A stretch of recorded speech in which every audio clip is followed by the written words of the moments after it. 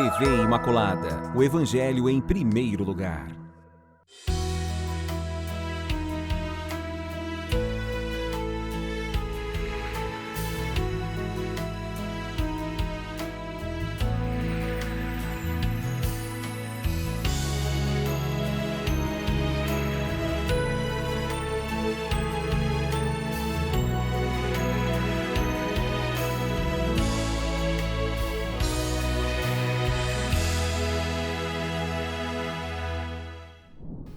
Olá, meus amigos, programa Páginas da Bíblia no ar, mais uma aula, mais um aprendizado, mais uma vez aqui com os nossos mestres tentando descobrir e aprender coisas que só a conversa pode nos colocar.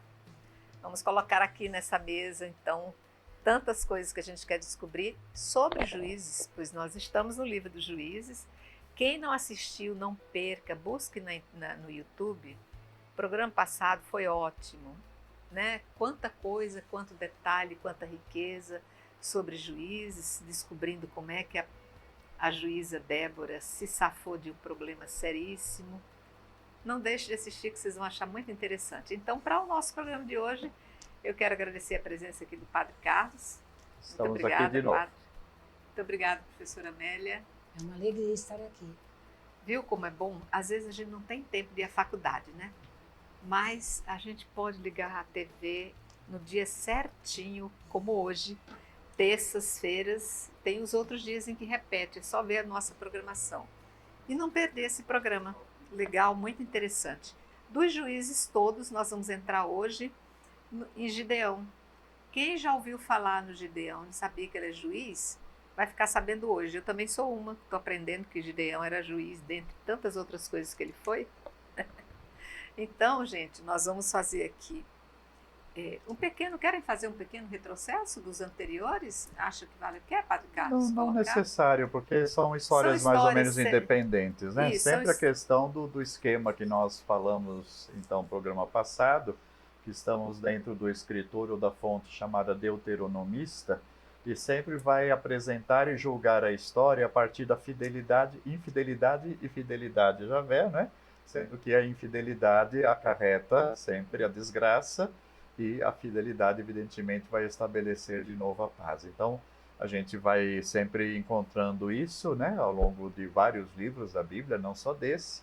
Agora, é interessante, quando então entramos agora em Gedeão, porque nós vimos, né, os anteriores juízes que apareceram, no máximo um capítulo, né, ou dois no caso do Cântico de Débora, e esse aqui tem 3 capítulos, né, dedicados a Gideão. Então é um grande herói. É um grande herói. Uhum. A partir daí que nós vamos saber quem são os grandes e os menores, né, juízes. Exatamente. Né?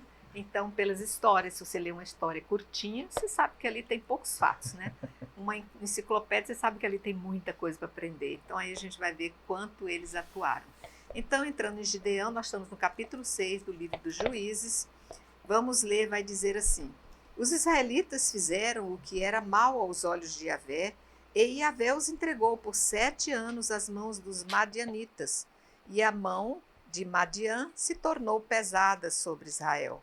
Para escapar a Madian, os israelitas se utilizaram das covas, das montanhas, das cavernas e dos esconderijos. Cada vez que Israel semeava, subiam os de Madian e os de Amaleque, e com eles os filhos do Oriente subiam contra Israel e, acampando junto aos israelitas, devastavam os produtos do solo até as vizinhanças de Gaza. Não deixavam a Israel nem um meio de sobrevivência, nem um cordeiro, nem um boi, nem um jumento, pois chegavam com suas cáfilas e suas tendas, tão numerosos como gafanhotos, em tal multidão que não se podiam contar, nem eles, nem seus camelos, e invadiam a terra para a arrasar. Assim Israel ficou enfraquecido por causa de Madian, e os israelitas clamaram a Yahvé. Posso parar aqui? Sim. Melhor parar aqui.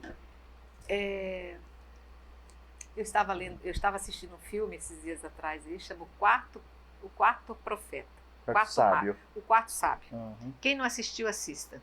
É aquele sábio, aquele os reis, é aquele rei mago que chegou tarde ao encontro dos outros três e, portanto, ele fica ansioso para conhecer Jesus e a vida vai o conduzindo para certos relatos, certas coisas. E a gente vai ver ali que a comunidade de leprosos, que eram todos assim impedidos de estar na cidade, porque eles contaminavam com sua doença, tinha uma comunidade pobre, paupérrima, viviam dentro de buracos sem direito a nada. E a presença desse mago que chega atrasado vai ensiná-los então a se defender, inclusive a cultivar a terra. Aí depois os próprios vendedores da cidade mais próxima se revoltam, porque ali eles têm uma fonte de sobrevivência e começam a ter produtos que os impediam de adquirir os produtos da cidade. Aqui a gente vai ver a mesma coisa. O povo de Yahvé começa a produzir e esses, vamos dizer assim, os contrários, né, se revoltavam e destruíam. Que coisa triste, né? O que vocês têm a me dizer a respeito dessa fase terrível de destruição? Nós temos várias novidades aqui, vamos dizer. Os juízes anteriores estavam todos ao norte, o que seria a Galileia, né, as invasões primeiro do norte, depois vindo do leste. Aqui eles estão um pouco mais na região mais ao sul. Não chega a ser o sul, embora aqui cita até Gaza, né? Isso, Mas é na região mais ou menos de Samaria, mais para o sul de fato, mas não o extremo sul.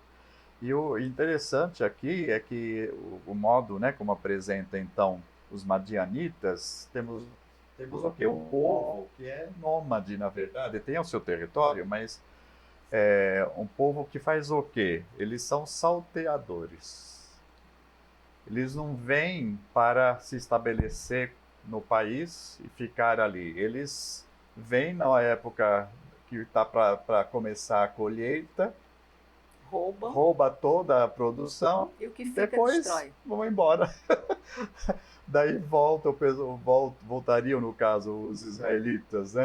Depois que eles saem a cultivar de novo, no ano seguinte outra vez fazem a mesma coisa e assim por diante. Então são assaltantes, são salteadores que aproveitam ocasiões. Aqui a descrição é muito viva, né? Dizendo uma outra novidade para o período histórico, que foi a domesticação e o uso dos camelos, que até então eles não eram utilizados. Ou eram os cavalos de guerra, ou os asnos para carga, e aqui entra em cena os famosos camelos, né? Então é só nessa época que o camelo foi domesticado, trazido para essa região e ser utilizado. E acontece que a gente daí sim sabe do folclore, pelo menos, né? Que o camelo está muito adaptado à falta de água, ao deserto, caminha, tem a pata larga para caminhar na areia, aquelas coisas todas, né? Então era uma vantagem muito grande para esse povo que havia aprendido a domesticar o animal, utilizá-lo então nas suas pilhagens, né? E aqui fala por mais de uma vez no texto, né? O que acontece? Era muito numeroso, vinha povo inteiro. Como gafanhotos, praticamente, né? Como gafanhotos, de maneira que não tinha nem como querer fazer guerra, né? Verdade. Porque não tinha como se defender de um povo tão numeroso, se estabelecia ali, fazia o seu acampamento e depois ia embora para outro lugar depois de fazer a sua pilhagem toda. Eu acho que não é muito diferente hoje. Hoje tem Pois povo que produz, aí vem uma turminha assim, feito gafanhoto também, vai, destrói e leva embora. Né, o que não trabalhou. Sim. Que situação, né? Muito bem, vamos seguir então o versículo 7. Tendo os israelitas clamado a Yahvé por causa dos madianitas, Yahvé enviou-lhes um profeta que lhes disse: Assim diz Yahvé, Deus de Israel: Eu vos fiz subir do Egito e vos fiz sair da casa da escravidão. Eu vos livrei da mão dos egípcios e da mão de todos os que vos oprimiam. Eu os expulsei de diante de vós e vos dei a terra deles. E vos disse: Eu sou Yahvé vosso Deus. Não temais os deuses dos amorreus em cujas terras habitais, mas vós não me destes ouvidos. A gente está vendo mais uma vez. Gente, a gente não aprende, né, padre? Meu Deus do céu, né, professora Amélia? A gente não aprende.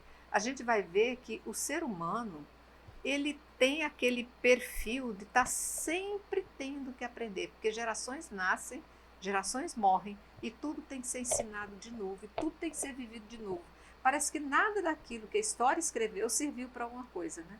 Aquilo que ouviram falar, não adianta nada. Não. Volta aqui, o que você, do 7 ao 10 agora, de novo, a questão da desobediência, de adorar outros deuses. Aí, no momento que o profeta fala, vocês foram infiéis. Então, você deixou a fidelidade a Deus e começou a ser infiel. Com isso, no campo religioso, aí provoca o enfraquecimento. Não tem mais o Deus. Aí ele fala, o que Deus fala? Assim diz Yahvé, você lembra? Você era escravo do Egito. Eu tirei você de lá, caminhei no deserto, dei terra para você e só pedi uma coisa, fidelidade. Vocês foram infiéis e caíram na mão de pessoas que não vão cuidar de vocês mais, né? Porque quando vocês me deixam de lado, a gente abre uma porta para que todo mundo possa ver. Ficam enfraquecidos. Exatamente. A infidelidade os torna enfraquecidos. É interessante que é o profeta anônimo, né? A gente percebe esses versículos, né, 7 a 10, que se eles não estivessem aí, a história seguiria como todas as demais. De repente, né, aparece esse profeta anônimo que recorda, então, aquilo que é repetido desde o Êxodo até Josué, eu sou o Deus que te tirei do Egito, etc., né? Para chamar a fidelidade constante. Depois vai continuar o texto agora, que a gente vai seguir adiante, o profeta desaparece de novo e quem comunica é Yahvé através do seu anjo. Dá para a gente perceber que mesmo no meio das tribos tem profetas, tem pessoas que veem a situação, olha e fala, sabe por que está acontecendo isso? Porque nós deixamos Deus de lado, né? Isso. Versículo 11. O anjo de Yahvé veio e assentou-se debaixo do terebinto de Efra, que pertencia a Joás de Abiazer. Gedeão, seu filho, estava malhando o trigo no lagar para salvá-lo dos madianitas. E o anjo de Yahvé lhe apareceu e lhe disse, Yahvé esteja contigo, valente guerreiro. Gedeão lhe respondeu, eu te peço, meu senhor, se Yahvé está conosco, de onde vem tudo quanto nos acontece? Onde estão todos os prodígios que os nossos pais nos contavam, dizendo, não nos fez Yahvé subir do Egito? E agora Yahvé nos abandonou e nos deixou cair sob o poder de Madian. Então Yahvé se voltou para ele e lhe disse, vai com a força que te anima e salvarás Israel das mãos de Madian. Não sou eu quem te envia? Eu te peço, meu senhor, respondeu Gedeão, como posso salvar Israel? Meu clã é o mais fraco em Manassés, e eu sou o último na casa de meu pai. Yahvé lhe respondeu, eu estarei contigo, e tu vencerás Madian, como se ele fosse um só homem. E Gedeão lhe disse, se encontrei graça aos teus olhos, dá-me o sinal de que és tu quem me fala. Não me afastes daqui, rogo-te, até que eu volte e traga minha oferenda e deposite diante de ti. Ele respondeu, esperarei até que voltes. Renova-se as promessas de Deus, é incansável, né? Meu Deus, eu ando cansada de quanto Deus renovou suas promessas diante desse povo que não leva nada no cumprimento da promessa, né? Nós estamos acompanhando essa saga desde Gênesis, passamos por todos os livros de Deuteronômio, 5 livros, entramos na história de Josué, saímos da história de Josué, entramos na história dos juízes, né? Agora, e nós estamos aqui vendo que realmente Deus tem que estar sempre à frente do homem, né? Na realidade, quando você começou a ler do versículo, versículo 11 mesmo, né? Me fez lembrar aqui a história de Moisés também. Isso. Moisés lá, vendo a sarça ardente, ele escuta chamar pelo nome e o próprio Deus fala com ele. Quando ele fala aqui para ele, Yahvé está com você, valente guerreiro, né? Isso. E depois ele fala assim, mas ele fala, sou eu que envio você. É o Deus do Êxodo, sou eu que te envio. Quando ele pergunta, qual é seu nome? Ele fala, meu nome é Eu Sou. Isso. Então, e aí ele fala, mas eu sou, lembra de Moisés? Eu sou pequeno, eu não sei falar. Exatamente. E aqui também ele fala, mas meu Senhor, né, como posso salvar? Meu clã é mais fraco da tribo, eu sou o caçula, eu estarei com você. A mesma promessa, aqui está fazendo memória do Êxodo. É A verdade. mesma memória. Esse Deus que ele está sempre. Então aqui mostra por que o povo está sendo oprimido de novo. Porque o povo não se organiza.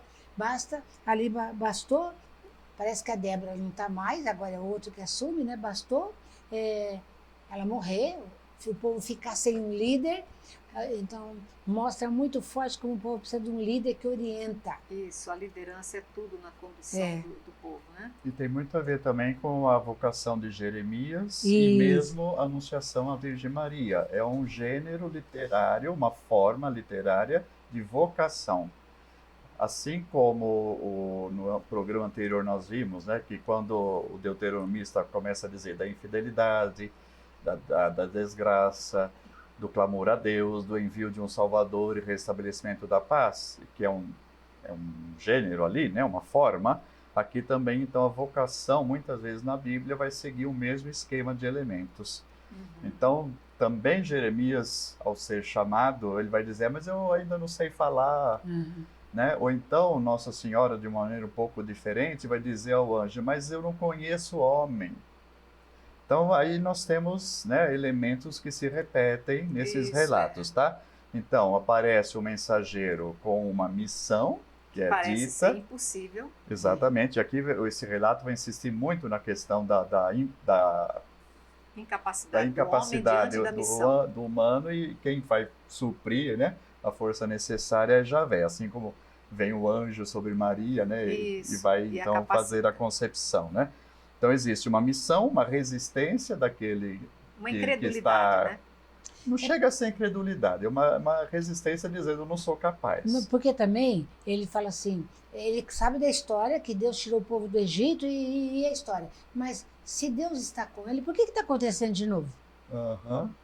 Depois Javé promete a força, ele que vai suprir, ele que vai agir. Então não é a força humana, é a força de Deus, como já foi colocado.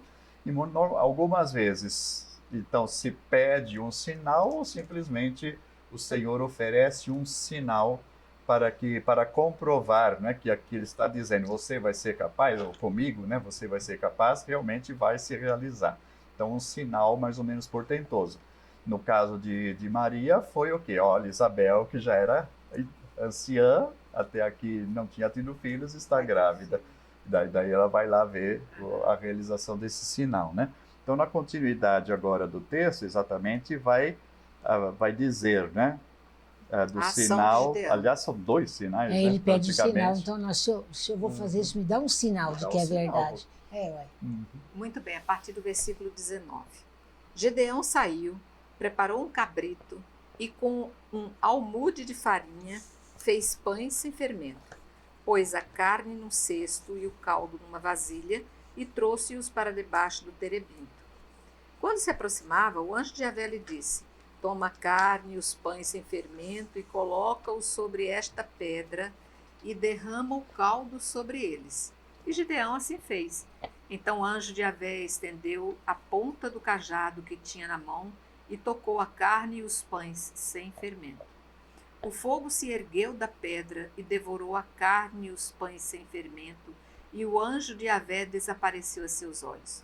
Então viu Gedeão que era o anjo de Javé e exclamou, ah, meu senhor Javé, eu vi o anjo de Javé face a face. Javé lhe disse, a paz esteja contigo, não temas, não morrerás. Gedeão ergueu ali um altar a Javé e o chamou. Javé é paz. Esse altar, até ainda hoje, está em Efra de Abiezar. Na verdade, o judeu tem muito isso, de que Deus é impossível se ver. Quem estiver frente a frente com Deus morrerá, né? Mas aqui é interessante ele ter visto o anjo, depois que ele percebe que é o anjo do Senhor, ele disse, mas eu estou vivo, né? Que chance que perdeu de estar ali se deliciando olhando aquele anjo, né? Mas as coisas de Deus são assim, ele não permite que a gente saboreie para a gente não ficar achando que a gente é demais, sabe? Peraí, você está achando que você é muita coisa? Aqui nós temos várias ressonâncias também. A primeira, bom, aqui da visão do anjo, que você comentou agora, é outra coisa que aparece nas teofanias, ou nas manifestações de Deus, que é essa crença de quem vê a Javé morrerá, ou o anjo, né, que representa a Javé, morrerá. Aí outra vez a Virgem Maria, né? Não temas, porque encontraste graça diante de Deus, semelhante a isso daqui. E ainda a gente lembra outra vez o relato dos 3 homens que se aproximam da tenda de Abraão, né? Que a gente falou no programa passado um pouco, em que é preparada uma refeição. Isso. No caso lá, os 3 homens comem, né?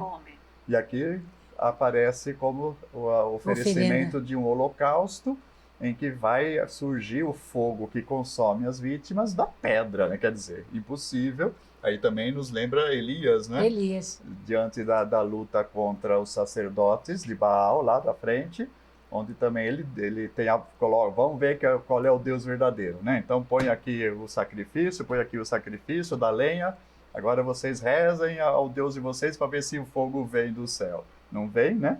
E no caso do sacrifício que Elias está oferecendo para provar que Javé é o verdadeiro Deus, ele manda botar água na madeira, tudo, e mesmo assim pega fogo de uma maneira, então, do poder de Javé. Então temos várias ressonâncias, é gostoso isso, que a gente vai ver nos relatos, assim, se evocarem uns aos outros. Então, vamos dizer assim, de certa maneira, é o mesmo Deus, né, que está agindo em todas essas ocasiões, essas passagens. Mas também, repito, né, nós estamos aqui estudando, são formas literárias que vão se repetindo porque era o modo que já se sabia de contar determinados eventos dentro de um gênero que um exatamente está evocando o outro nessa lembrança dos fatos de Javé. Muito bem, versículo 25.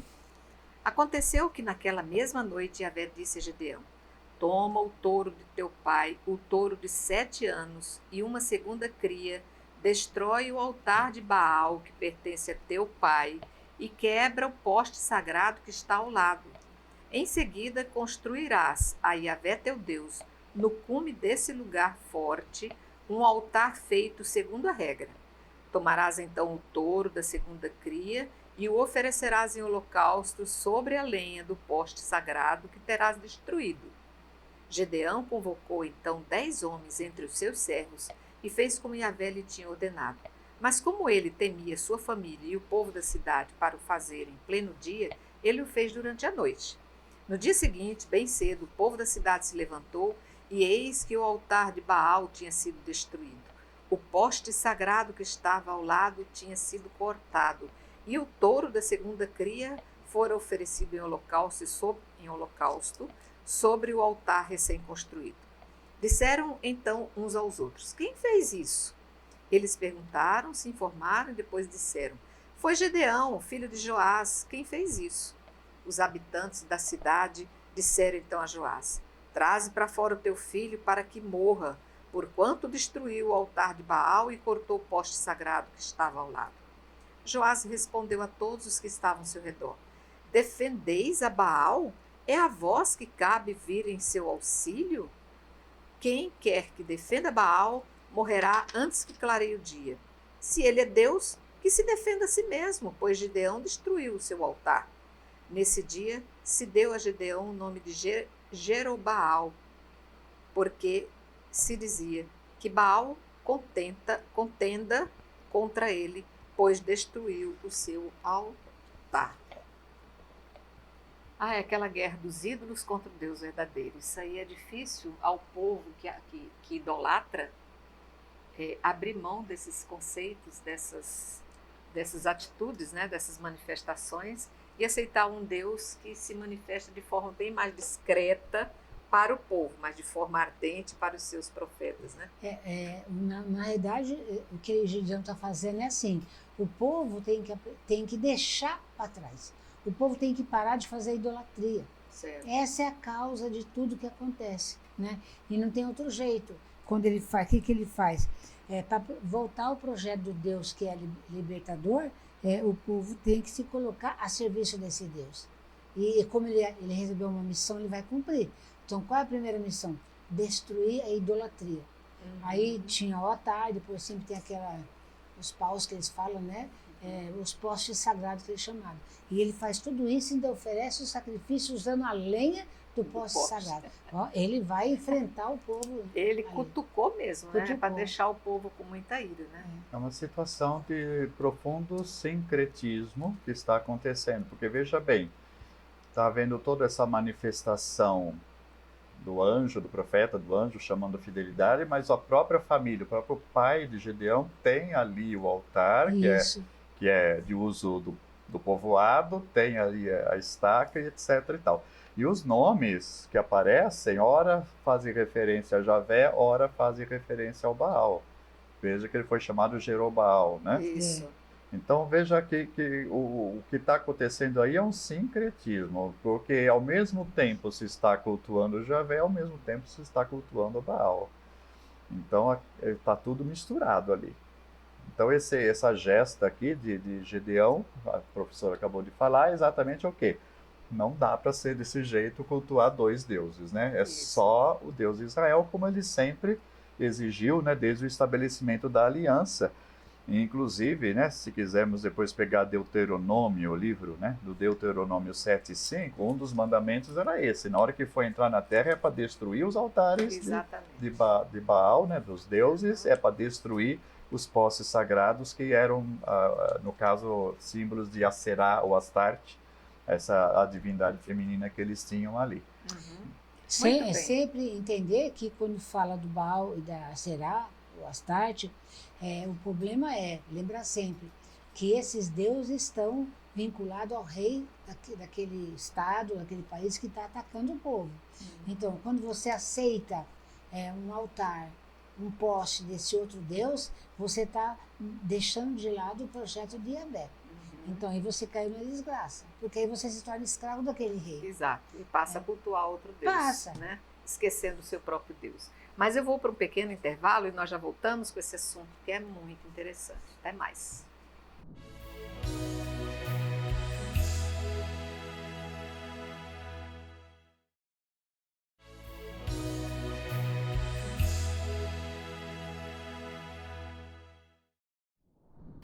Então, voltando, nós tínhamos, antes do intervalo, tínhamos lido o trecho que vai falar exatamente da ousadia de Gideão, que destrói o altar do pai dele, que era um adorador de Baal, pega o poste, que era considerado um ponto de atração, de sinal, de alerta, joga para ser fogueira. Ou seja, olha a ousadia desse filho, ele está não só provocando a ira dos deuses, como provocando a ira do pai.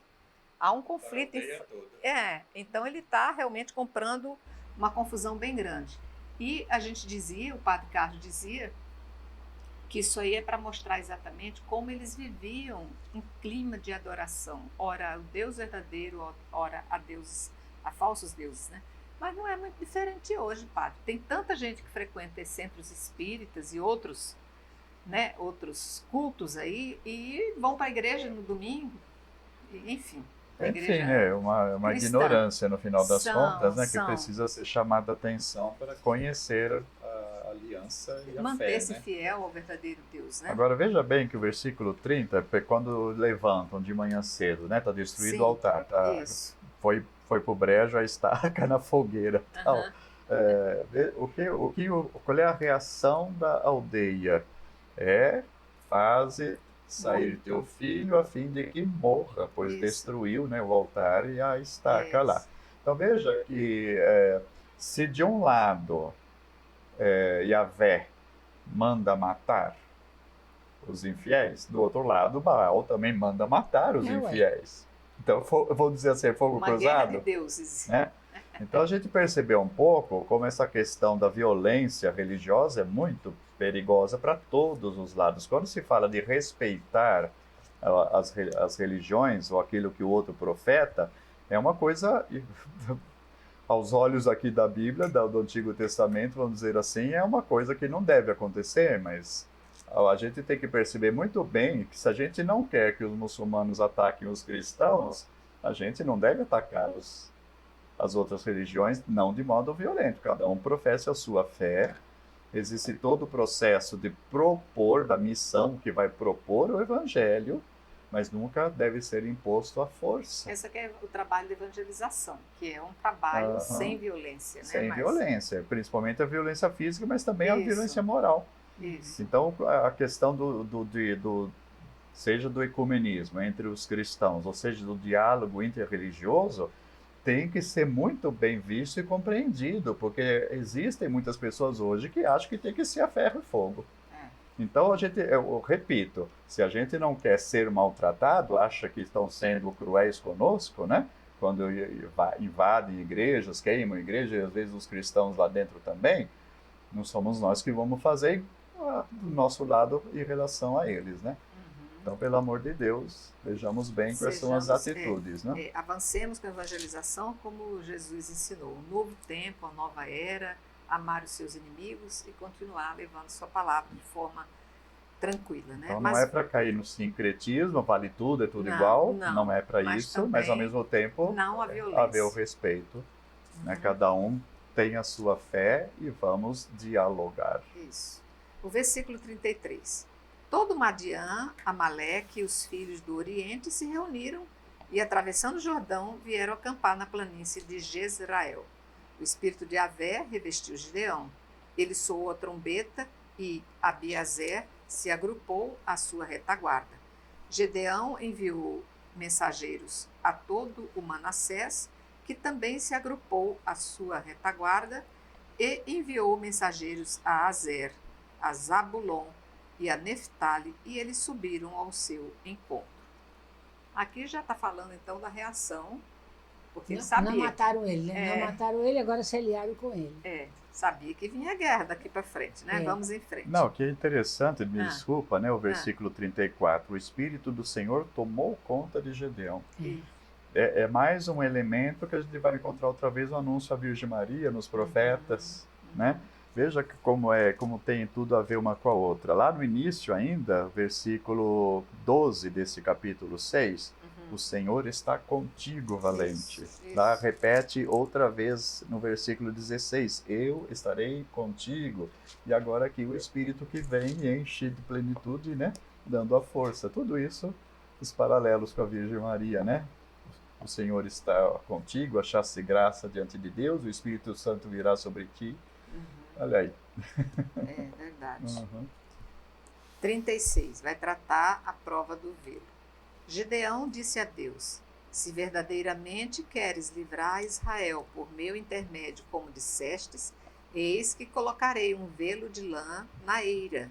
Se o orvalho cair somente sobre o velo, e todo o terreno estiver seco, então saberei que livrarás a Israel por minha mão, como dissestes. E assim fez. Quando Gedeão se levantou no dia seguinte de madrugada, torceu o velo de lã e o orvalho dele tirou uma taça d'água. Gedeão disse ainda a Deus, que tua cólera não se inflame contra mim, se falo ainda uma vez. Permite que eu faça uma última vez a prova do velo, que nada fique seco, senão apenas o velo, e toda a terra ao redor se cubra de orvalho. E Deus fez assim essa noite. Só o velo de lã estava seco e havia orvalho em toda a terra ao redor. Teimoso? Então, extraordinárias, como Deus é pitoresco em alguns detalhes, né? Eu acredito em ti, meu Deus, mas me dá uma prova. Deu uma prova, não fica bravo não, me dá outra prova para me poder mais acreditar. Mais difícil ainda, né? Mais difícil ainda. Aí lembra outra vez Abraão, no diálogo com os 3 homens, quando eles saem, ou dois deles saem para a destruição do Sodoma e Gomorra. Meu Senhor, se tiverem 50 justos, aí se não tiver 50, for 45, até que chegou me em 5. desculpe se eu insisto com o Senhor.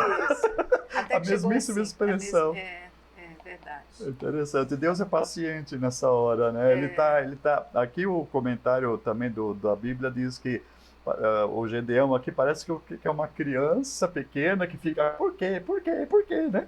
Quando a criança está nessa fase de querer aprender, repete 10 mil vezes, ou quer que repita 10 mil vezes a mesma coisa até aprender, né? Aqui se é verdade que você me é uma ampara, criança. ó Pai, se você me ampara, faz isso para mim, faz isso. Agora eu acredito. A falta de maturidade na É. fé, né? Eu quero comentar aqui, porque essa questão de ficar pedindo provas a Deus, os sinais a Deus, é uma falta de maturidade na fé.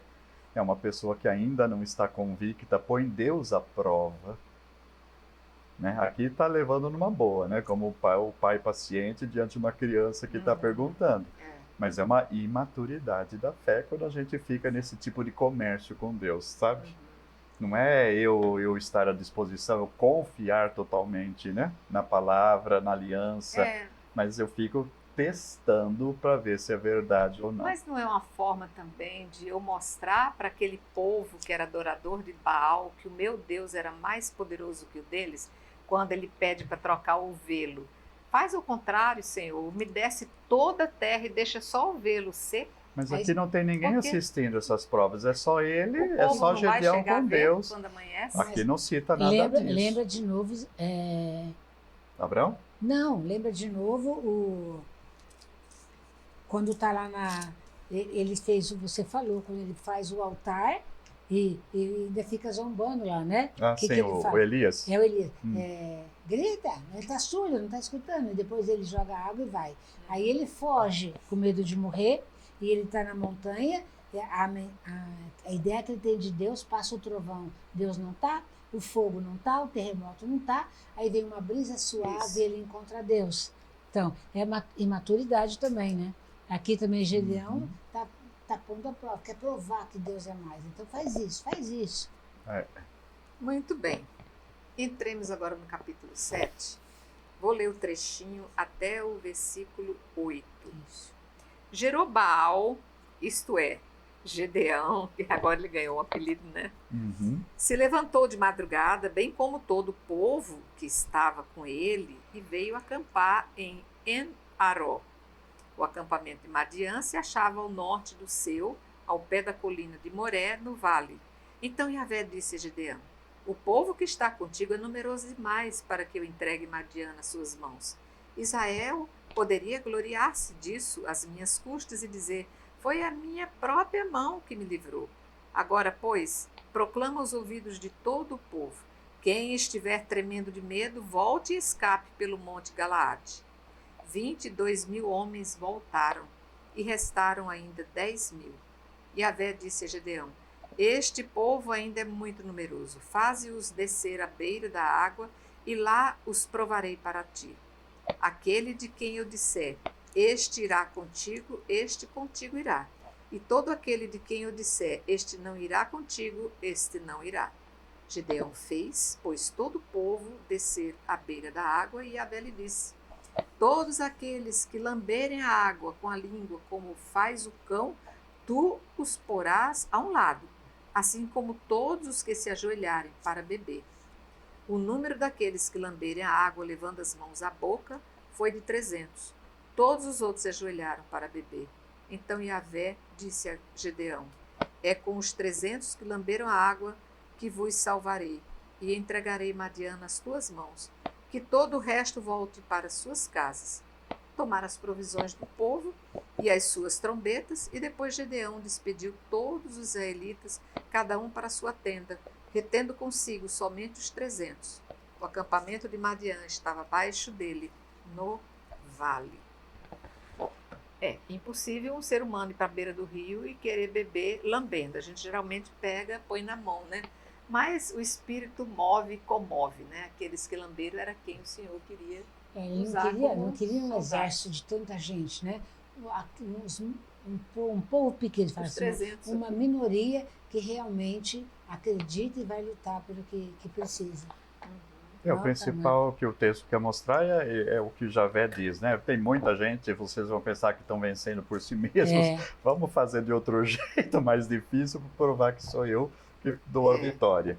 Agora, tem um comentário a respeito dessa expressão do beber como cão.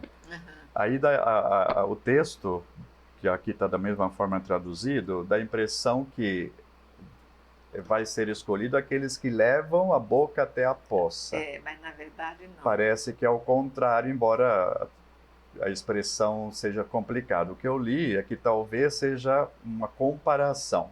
Assim como o cão que vai beber água, ele ele colhe a água com a língua e põe para dentro, né? Seria o caso de quem pega com as mãos e leva à boca. E nesse caso seria o contrário. Aqueles que se ajoelham, se abaixam, não estão fazendo dessa forma, né, de pegar com as mãos, enquanto que os que pegam com a mão ficam erguidos. Tá? E daí tem alguns comentários também que poderia... Bom, primeiro o que já foi falado. O que Javé está querendo mostrar nessa passagem é que a vitória dele não é de mais ninguém, né?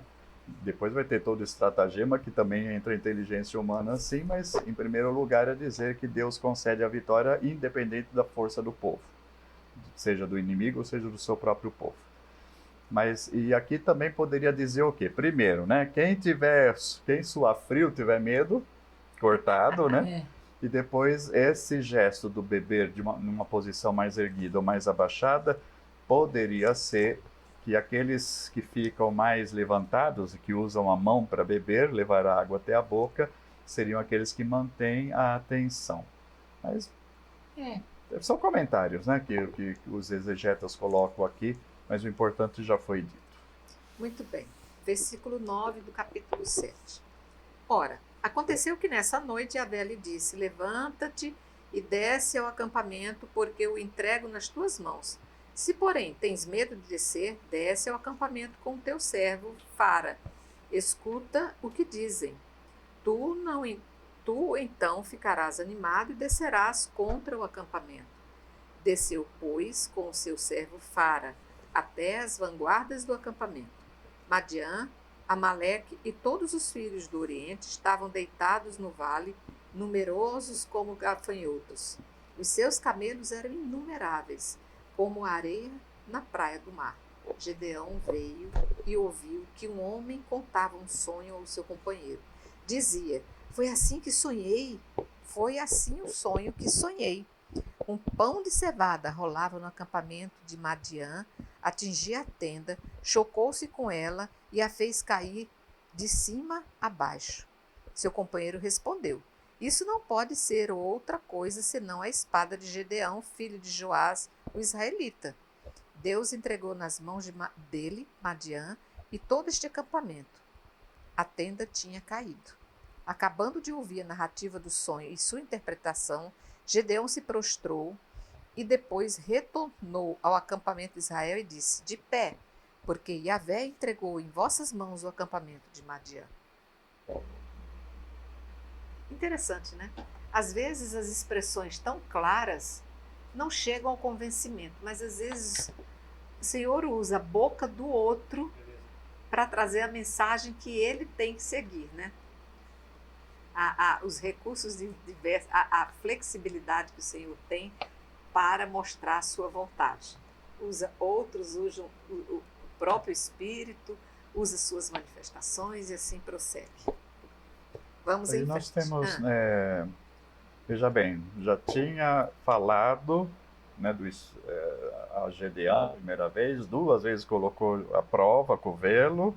Aqui outra vez, o Javé está dizendo: se você está com medo, vou dar mais um sinal para você. É uma narrativa outra vez de espiões que vão, né, até o acampamento aqui, semelhante outra vez à questão da conquista de Jericó. Isso. O que vão 2 espiões, falamos de Raabe, né, no outro programa, e o que eles ouvem de Raabe? A mesma coisa que está colocando aqui. O povo, no caso de Jericó, já havia escutado das façanhas, né, de Deus por meio de Moisés e depois pelo próprio Josué, que está ali na ocasião, e aqui, quer dizer, já estão com medo, sabendo que Deus está vencendo todo mundo, e aqui é a mesma coisa, eles vão ao acampamento, esse sonho, essa interpretação, estão ouvindo, eles estão com medo, quer dizer, vai ser mais fácil derrotá-los nessa disposição de espírito. O sonho, quando fala que ele vê o pão é de cevada. Cevada dos israelitas, o povo mais simples que come cevada, não come farinha de pinheiro. Quer dizer, é um sonho para ele que eles vão vencer. Né? E as tendas, por sua vez, representam a Madiã, que são esses nômades, né, que a gente viu que vai para lá e para cá. Isso. Então, o Israel vencendo Madiã. Bom, vamos continuar acompanhando aqui o trabalho de Gedeão. Versículo 16. Gedeão dividiu, pois, os seus 300 homens em 3 grupos. A todos distribuiu trombetas e cântaros vazios com tochas neles. Olhai para mim, disse ele, e fazei como eu. Quando eu tiver chegado à extremidade do acampamento, o que eu fizer, fazei vós também. Tocarei trombetas, eu e todos os que estão comigo. Então vós também fareis soar as trombetas ao redor do acampamento e gritareis: por Yahvé e por Gedeão. Gedeão e os 100 homens que o acompanhavam chegaram à extremidade do acampamento no começo da vigília da meia-noite, quando já tinham colocado as sentinelas. Tocaram as trombetas e quebraram os cântaros que tinham nas mãos. Então os 3 grupos tocaram as trombetas e quebraram os cântaros. Na mão esquerda levavam as tochas acesas, na direita as trombetas e gritavam: espada por Yahvé e por Gedeão. E todos se mantiveram imóveis, cada um no seu lugar ao redor do acampamento. Todo o acampamento então se agitou, e gritando, os madianitas se puseram em fuga. Enquanto os 300 soavam as trombetas, Yahvé fez que todo o acampamento, cada um, voltasse a espada contra o seu companheiro. Todos fugiram até Bet-seta, perto de Serera, até a margem de Abel-meula, de fronte a Tebate. Um monte de cidade aqui, só para a gente treinar o trava-línguas. Eu acho ótimo esses nomes, porque... Outra vez eles vão chegar perto do Jordão, como no caso dos anteriores, e serão ali outra vez pegos em emboscada depois dessa fuga desbaratada. E essa fuga meia doida deles vão acabar se matando eles mesmos. Uns aos outros. Essa é a estratagema, né? É a estratagema. Então veja bem, né? Com 300 homens, divide como se estivesse cercando o acampamento, mas deixa exatamente o lado que está para o Jordão, para onde eles iriam fugir mesmo, né? Eles são do outro lado do Jordão, deixa livre para eles fugirem por lá, e como eu já disse no próximo capítulo, eles vão ser cercados ali. Mas é interessante o estratagema, porque ele usa uma falácia, né? Vamos dizer, vamos fazer um baita do barulho no meio da noite. 100 homens de cada lado, parecendo que são 10 mil, né? Então, trombeta, grito de guerra, quebra os cântaros, aquele estrondo, né? Então o pessoal que estava dormindo se apavorou. Eu estava pensando, para que quebrar tanto cântaro? Mas é porque realmente o barulho também, né? Já pensou? E é da ideia de destruição. É quase barulho de uma... Não tinha uma arma de fogo, claro que não, é uma né? bomba. Mas parece uma bomba, né? Verdade. O estouro daquele, 300 de uma vez, já pensou? Quem que não ia acordar assustado na hora dessa? Tem a trombeta e o grito de guerra, né? Tá certo. E o barulho de quebrar ainda tem os cântaros. Muito bem, fechando o capítulo 7, então, no 23. Os homens de Israel se reuniram em Neftali, de Azer e de todo Manassés, e perseguiram Madiã. Gideão enviou por todas as montanhas de Efraim mensageiros dizendo: descei ao encontro de Madiã e ocupai antes deles as fontes de água até Betsbera e o Jordão. Todos os de Efraim se reuniram e ocuparam as fontes de água até Betsbera e o Jordão. Tomaram prisioneiros 2 chefes de Madiã, Oreb e Zebe, mataram Oreb no rochedo de Oreb e Zebe no lagar de Zebe. Perseguiram Madiã e levaram a Gideão, além do Jordão, as cabeças de Oreb e Zebe. Eita. Que triunfo, que triunfo. Chegar com a cabeça dos 2, que eles... Foi um prêmio, na verdade, né? Aí você vai na perseguição e vai dizimando o que estava em fuga. Então esses 2 são 2 generais, depois vai aparecer também como reis, né? E outra vez, então, houve todo esse processo. Havia as tribos, Javé falou, não, vai ser menos gente do que isso, né? Todo esse estratagema. Agora, na hora da fuga, chama as tribos como um todo, né? Como exército, na perseguição e na destruição. E é gozado que outra vez aparece aí a mensagem a Efraim, como lá em 3:27, no caso de Aod, né? Que também, no caso de Aod, ele tinha agido sozinho, e depois chama a tribo na perseguição. Aqui, outra vez, semelhante acontece. Ele usou o mesmo... É o mesmo padrão, vamos dizer assim, que aparece aqui, né? Então, a ação propriamente dita, no primeiro caso de um indivíduo, aqui de um grupo pequeno, que o exército era muito maior do que no outro caso, e depois, então, assim, junta toda a turma para ir atrás e fazer mais estrago ainda. Muito bem. Belíssimas histórias desses juízes que se mantêm levando o nome de Yahvé, apesar de tantos desafios e tantas lutas que tiveram pela frente. Não deixem de assistir nosso próximo programa, nós vamos estar... Continua a história Continua a história, Uhum. vai ser então agora Gedeão, né? A luta dele continua e vamos falar sobre o fim de Gedeão, um dos grandes juízes que nós temos aqui na Bíblia. Agradeço aos nossos mestres, foi muito bom ter aprendido mais esse tanto hoje. E agradeço a você principalmente, dizer que se não lermos, não compreenderemos. E se não compreendermos, nossa fé não se estrutura, porque a fé só se estrutura no conhecimento. Portanto, mantenham-se ligados na TV Imaculada e programas que perderam, não deixem de buscar nas nossas plataformas que vocês vão encontrar por aí. Então, rendo minha homenagem à nossa padroeira, dizendo salve Maria Imaculada, fiquem com Deus e até o próximo programa. Salve Maria Imaculada.